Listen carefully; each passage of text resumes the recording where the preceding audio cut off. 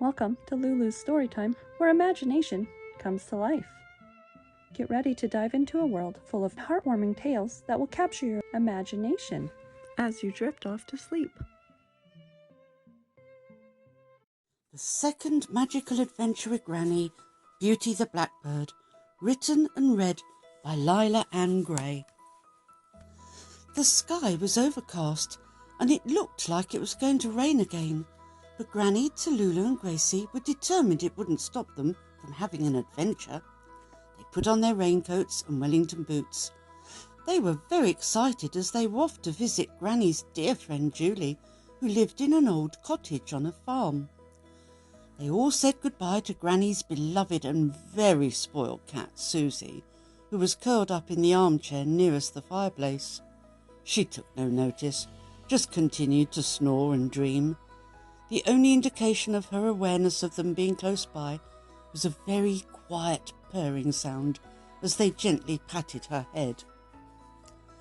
The girls climbed into the back of Granny's car as they had to travel quite a few miles to get to Auntie Julie's cottage because the farm was right out in the countryside. When they were almost there, they had to drive down a very long, winding and bumpy lane. They met a tractor and waved to Farmer Pete as he swung into a large field.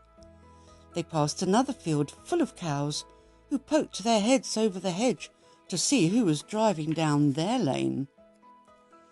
"Auntie Julie's cottage is just around this corner, girls," said Granny.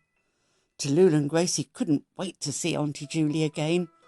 They loved to hear the stories she and Granny told of how they had met on the very first day of school and had been best friends ever since. They loved to hear, too, of the adventures together as little girls many years ago. True enough, as they rounded the corner, they could see a huge barn, a large farmhouse, 3 fat collie dogs barking and wagging their tails. Just across from the farmhouse was a little whitewashed cottage with a thatched roof. There was a small square garden, and the general view was lots of fields.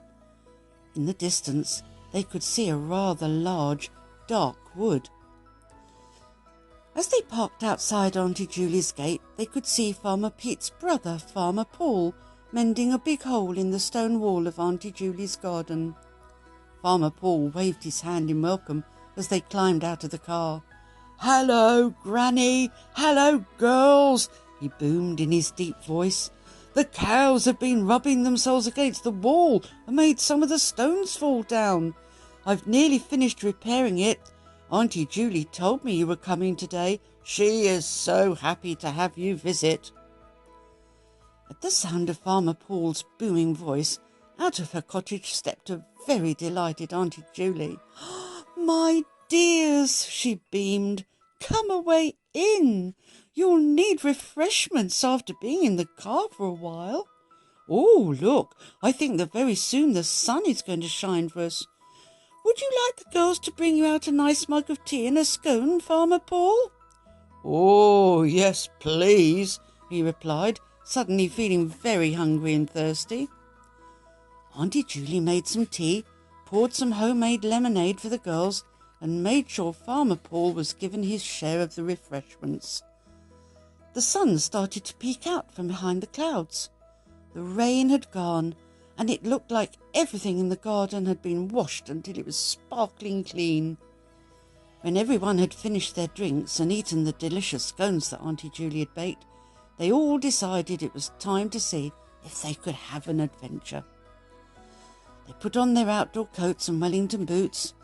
Gracie made everyone laugh as she couldn't understand why she kept tripping up until Lulu pointed out that her wellies were on the wrong feet. Once Gracie had been sorted out, they set off over the fields at the back of the cottage. The girls were so excited that they ran and shouted, laughed and jumped, raced each other until they were completely out of breath. They skipped around Granny and Auntie Julie until they all felt quite dizzy. Suddenly they could hear the sound of the babbling waters of a little stream. It was very shallow, so they could paddle through it as they made their way to the woods, which now no longer looked so dark and scary. The girls were busy laughing and chattering when suddenly Auntie Julie said, "Listen, can you hear the blackbird singing?" "Oh, yes," whispered Tallulah. "Where is it? Can anyone see?" "There it is," Granny whispered, "over there in amongst those trees near the blackberry bushes." "That's Beauty, my friend," said Auntie Julie. "He often sits there after his lunch of blackberries, and if he sees me, he will sing to me, and then we have a little chat." As they all stepped nearer to Beauty, they could see the blackberry juice dripping from his beak, and he started to clean his feathers, leaving a light stain from the blackberries on himself. All around, the woods seemed to become very quiet. Beauty looked up and started to sing again. As he sang, his notes were so pure and beautiful that Granny, Auntie Julie, Tallulah and Gracie stood completely still and quiet. They felt engulfed in the magic of this wonderful moment. Suddenly, Granny spoke quietly and said, "Beauty says welcome to his woods. He is very pleased and happy to see us. He asks if you girls would like to talk to him." "Oh, yes, please," breathed Tallulah. But then she added in a surprised voice, "Granny, how can Gracie and I possibly talk to a bird? Birds can't talk." Tallulah hadn't yet realised that because she and Gracie had the magic, they could not only see and talk to the fairies, but they could also talk to animals, birds and insects too. How wonderful! Granny and Auntie Julie exchanged smiles, and Auntie Julie said, "Tallulah, all the birds and all the animals and even the little insects now know that, like your Granny and I, you believe in magic, and that makes you girls very special. You have been granted the amazing gift of being able to talk to them all, including seeing and talking to the fairies. It is Crystal, the fairy, who has spread the word that you are two trustworthy, kind and gentle little girls who will never reveal this secret to anyone else." So the girls could talk to Beauty. Auntie Julie told them to hold each other's hands, close their eyes, count to 5 and whisper, "I believe." They followed the instructions very carefully, and when they opened their eyes, they heard someone talking excitedly in a very sing-song voice. Beauty was talking to them. They were so amazed they couldn't speak for a minute or two. Beauty was a chatterbox and loved nothing better than to talk and talk. He spoke quickly, and the girls had to get used to his rather shrill voice, but it was so wonderful to hear all about the beautiful trees in the woods where he had a nest. He told them about Biddy, his wife, whose turn it was to go and look for food for their 4 baby chicks. Then Tallulah and Gracie had the most amazing surprise. "Would you like to see my nest? Meet Biddy. She should be back by now and peek at the babies," asked Beauty.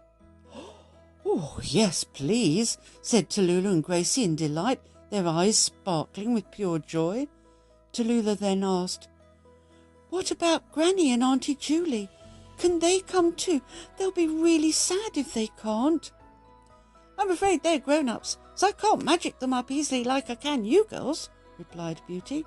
"They would bang their heads on branches, clutch at leaves, and make the most awful noise. They would disturb the other birds that are my neighbours and make them cross. All the noise would make my babies cry." "Don't worry, darlings," reassured Granny. "When Auntie Julie and I were little girls, we were taken up to see a beautiful nest and see some babies, so we won't feel left out at all. Beauty and Biddy have had to build their nest higher up in a tree than they normally would, as there was a big naughty bird that was frightening everyone. It's better we sit here at the bottom of the tree and wait for you to return and tell us all about your special adventure."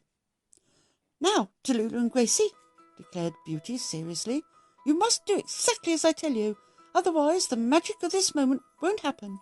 I need you to close your eyes. Don't hold hands, though. This magic works better when your hands are at your side. Tell me when you are ready." The girls closed their eyes, kept their arms at their sides, and assured Beauty they were now ready. As they spoke with their eyes tightly shut, they suddenly felt incredibly light, as if they were floating on air. They could hear the rustling of leaves on either side of them. It was such a wonderful sensation, but very strange at the same time. "You can open your eyes now," tweeted Beauty. As the girls opened their eyes, they were floating high up in a tree. They didn't have to do anything at all. Just keep looking with their eyes. It was like an amazing dream. "This is my wife Biddy," said Beauty, introducing them to another blackbird. "These are our 4 babies," he added, just as 4 baby beaks opened wide with a loud squawking. "I'm afraid you visited at the babies' mealtime and they are very hungry," explained Biddy. "I'm going to feed them now while Beauty shows you our tree house." "Have a peek here," said Beauty. "This is our other nest where Biddy and I sleep. The babies take up too much room now they're a little bigger, and after I'd fallen out of the nest a couple of times, we decided to make another nest next to the babies. I was very lucky not to get hurt, as I was fast asleep when I fell out." "Ours is rather larger than the nests would normally be," said Beauty, "but I felt it was so much safer, as I didn't like falling out of the nest. Last time I fell out, I lost some feathers when my bottom hit a couple of low-hanging branches." "That nest over there on that lower branch belongs to Mr. and Mrs. Pigeon, and that door round there by the other branch belongs to Oliver and Olivia Owl," explains Beauty. The girls politely said hello to Mr. and Mrs. Pigeon, who were sitting on the branch by their nest, and they waved to Oliver Owl, who was looking out of his window, intrigued by the sound of voices. "I think you need to close your eyes now," said Beauty rather worriedly. "This particular type of magic only works for a short while, so we need to get you safely back to Granny and Auntie Julie." "It's been really wonderful, Beauty," said Gracie shyly. "Thank you so much for letting us see your home and meet Biddy and your babies." "You've been such good girls. It has been a pleasure," sang Beauty. "But we really must get you back on the ground. Imagine the commotion if you started to fall, and we certainly don't want you getting hurt. Close your eyes," he instructed. "Keep your arms at your side, and you will be back with Granny and Auntie Julie before you know it." The girls did exactly as they were told, and they felt the same funny sensation again of floating on air.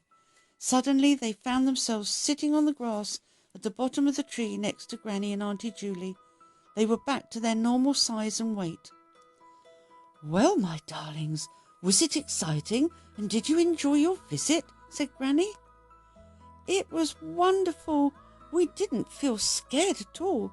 It seemed so natural to be floating in the air," said Tallulah, as Gracie nodded in agreement. Granny said it was time to go home, and so they said goodbye to Beauty with promises to visit again soon. By the time they had walked with Auntie Julie back to her cottage, everyone was very tired. Auntie Julie made them all a nice mug of hot chocolate with a large slice of her delicious fruitcake. They sat around the fire talking about the wonderful, magical adventure with Beauty the Blackbird. Soon it was time for their lovely visit to end, and after lots of hugs and cries of "See you again soon," Granny, Tallulah and Gracie climbed into Granny's car to make their journey home. When they arrived back at Granny's cottage, Tallulah and Gracie were happy when it was time to go to bed, as they were very tired after their adventure. They loved sleeping at Granny's because they shared a bedroom together, which added to the excitement as they slept in separate bedrooms at home.